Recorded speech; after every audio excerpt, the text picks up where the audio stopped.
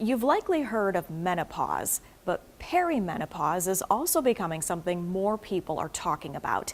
It's the transitional period leading up to menopause that involves fluctuating hormone levels. I personally discovered it's hard for women and even doctors to recognize perimenopause.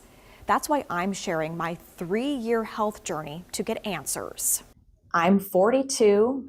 I'm in perimenopause. I was officially diagnosed in April of this year, but I am confident I've been in perimenopause for 3 years.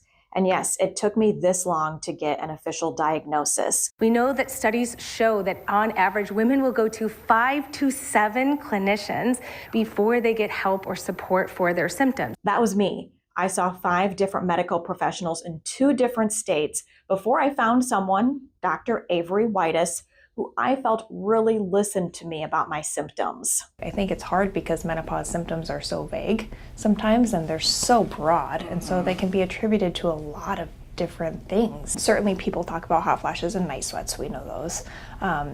Just generalized chronic fatigue, sometimes chills, muscle aches, joint aches, pains, heart palpitations can be a big one, mood changes, and then vaginal symptoms too, like dryness, itching, irritation.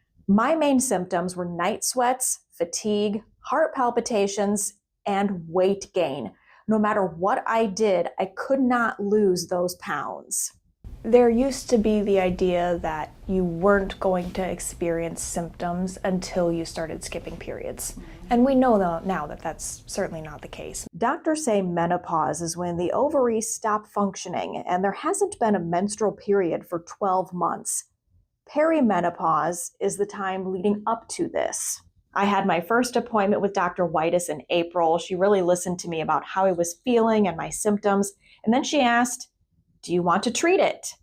Yes, this is what I had been waiting for. I mean, the symptoms can really impact quality of life and relationships with people and be quite horrible.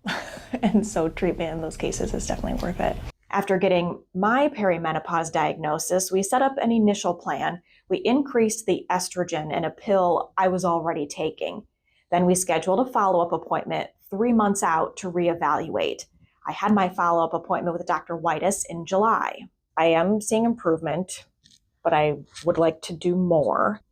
At this appointment, we decided to switch to a more traditional hormone replacement therapy regimen. For hormonal therapies in my practice, I typically use an estradiol product and then a micronized progesterone product, both of which are FDA approved and covered by most insurance carriers.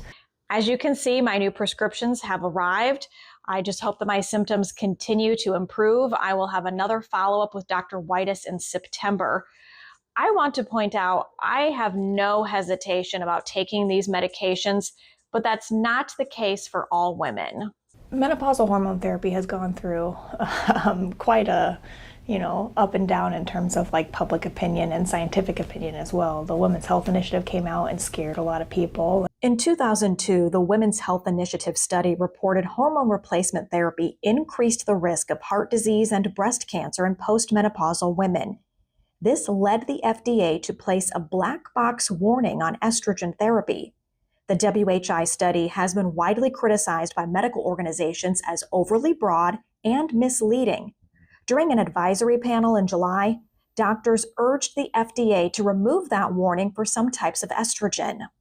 It is past time to stop overstating risks and promoting fear and confusion about hormone therapy, which has been shown to safely offer life-enhancing and life-saving benefits for countless menopausal women. Dr. Whitus recommends seeking treatment when symptoms impact your quality of life and if you just don't feel like yourself.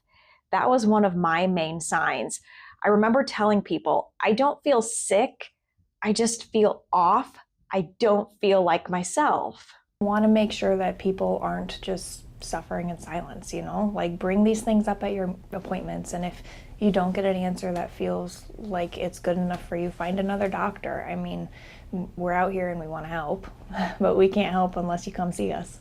Dr. Whitus wants to remind you about the importance of seeking out reliable information. She recommends using the American College of Obstetricians and Gynecologists and the Menopause Society. In the studio, Danielle Wagner, KCRG TV 9 News.